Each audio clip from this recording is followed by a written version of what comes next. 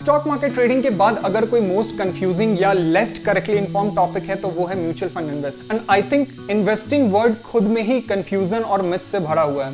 खैर, तो ये जो वीडियो सीरीज है वो बेसिक्स ऑफ म्यूचुअल फंड्स की होने वाली है। 4 से 5 वीडियोस इस सीरीज में रहेंगी और इसके थ्रू मैं कोशिश करूंगा कि जो बेसिक कोर नॉलेज है about the mutual funds, like उसके बेनिफिट्स क्या हैं, कितने टाइप्स के होते हैं, टैक्स सेविंग स्कीम्स क्या है, इसको अप्लाई कैसे करते हैं एंड मच मोर। तो सारी चीजें मैं कवर करूंगा इस वीडियो सीरीज में। तो अगर आप इस चैनल पे नए हो तो सब्सक्राइब कर दो एंड बेल आइकन को क्लिक कर देना सो दैट आगे की इंफॉर्मेटिव वीडियोस आप मिस ना करो। एंड ये नंबर अगर इंक्रीज होता है तो मुझे मोटिवेशन मिलता है to make more and more videos for you. तो चलिए वीडियो शुरू करते हैं।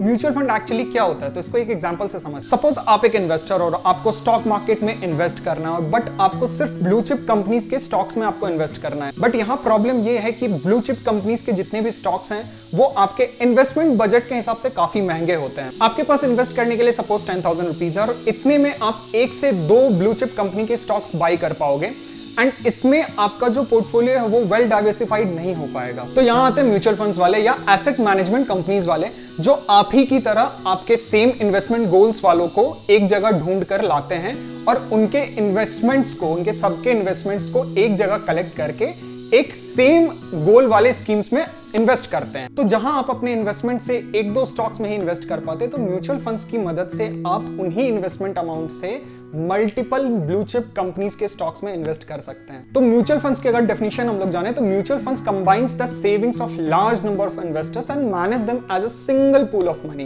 तो उसको हम लोग कहते हैं mutual funds. Equities, debts like bonds, government securities and commodities and other assets, इन सारी चीजों में म्यूचुअल फंड्स आपके इन्वेस्टमेंट्स अमाउंट को इन्वेस्ट करती है।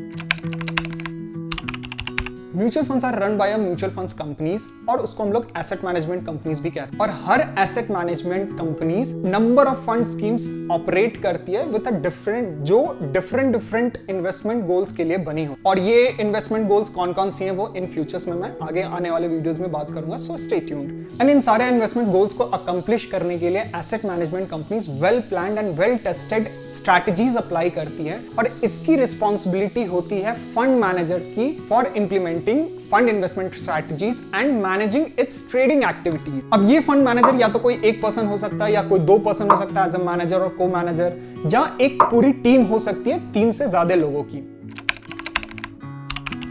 अब म्यूचुअल फंड्स में इन्वेस्ट करने के काफी सारे फायदे हैं as compare to direct stock और बॉन्ड इन्वेस्टिंग, सिवाय एक के, which is the cost of investing in it.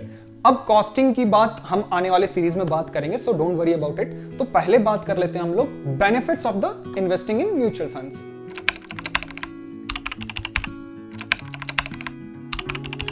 इसमें इन्वेस्टमेंट काफी अफोर्डेबल होता है, 500 रुपए से भी इन्वेस्टमेंट स्टार्ट कर सकते हो विद गुड डाइवर्सिफाइड पोर्टफोलियो। और इसमें इन्वेस्टमेंट भी काफी कन्वीनियंट होता है। आप सिंपली एक फॉर्म फिलअप करके आपने डायरेक्ट बैंक अकाउंट से फंड ट्रांसफर करके इन्वेस्टमेंट कर सकते हो और म्यूचुअल फंड्स को रिडीम भी आप direct to your bank account कर सकते हो। बट जो उसका जो इन्वेस्टमेंट अमाउंट है वो आपको 3 दिन से कभी कभी 10 दिन भी लग जाते हैं।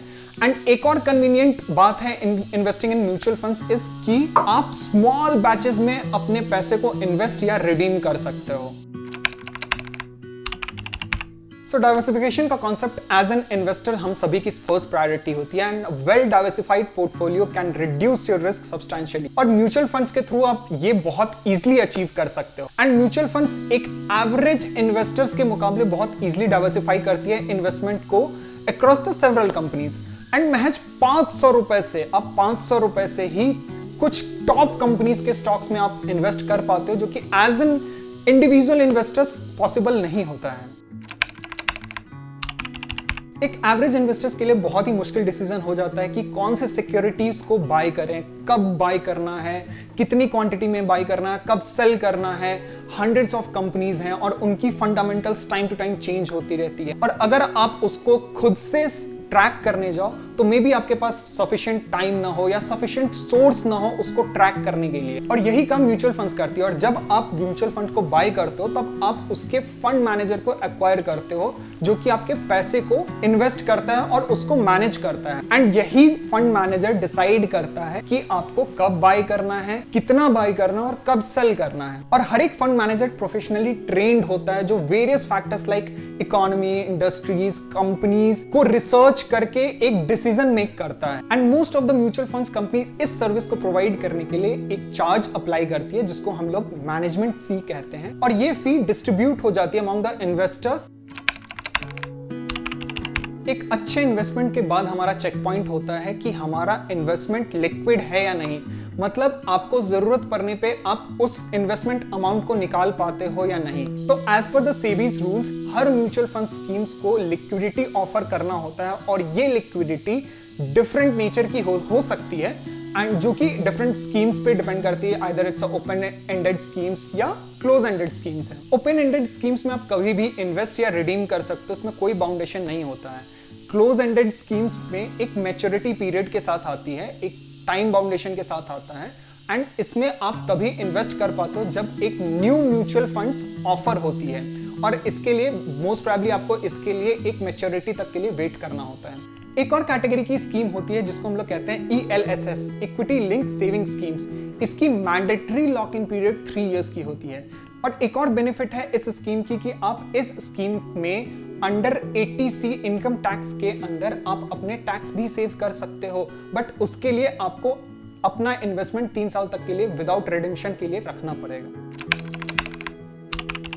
म्यूचुअल फंड स्कीम्स में हर एक रिस्क एंड रिवॉर्ड के हिसाब से, हर एक टाइम होराइजन के हिसाब से, इन शॉर्ट अगर आप समझो तो हर एक इन्वेस्टमेंट गोल के हिसाब से एक स्कीम्स अवेलेबल है। और आने वाले वीडियोस में हम वो भी बात करेंगे कि कौन कौन से डिफरेंट टाइप्स ऑफ स्कीम्स हैं म्यूचुअल फंड्स के। तो इसके लिए आप सब्सक्राइब जरूर कर लेना, ठीक है। जब भी आप कोई इन्वेस्टमेंट बाय या सेल करते हो तो उस पे हुए प्रॉफिट्स पे आपको गवर्नमेंट को टैक्स पे करना पड़ता है। और कौन कौन से टैक्सेस हैं इसके लिए मैंने प्योरली एक प्लेलिस्ट बना के रखा है जो आपको कहीं आई बटन पे दिख जाएगा, यहाँ पे आप वहां पे जाके चेकआउट कर सकते हो। तो म्यूचुअल फंड्स को अगर आप स्मार्टली यूज करो या स्मार्टली इसमें इन्वेस्ट करो तो ये एक टैक्स सेविंग स्कीम भी बन सकता है। एंड टैक्सेशन बेनिफिट्स पे हम लोग अलग से इसको कवर करेंगे, so don't worry about it. तो हर एक म्यूचुअल फंड्स या एसेट मैनेजमेंट कंपनीज रेगुलेटेड होती है बाय सेबी, जो कि security exchange board of India है, जो हमारा स्टॉक एक्सचेंज भी स्टॉक मार्केट भी रेगुलेट करती है।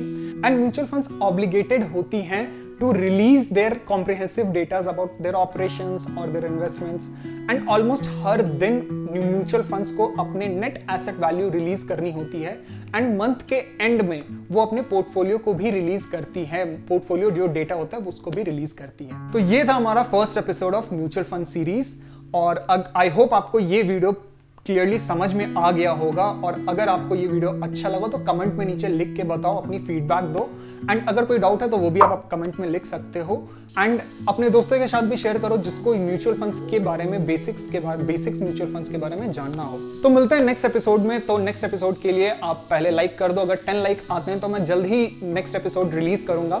तो उससे पहले आप सब्सक्राइब करना मत भूलना। एक तो लाइक और शेयर ठोक लीजिए, महाकाल का दबा के लाइक और शेयर ठोक लीजिए। So till then, thank you and happy investing.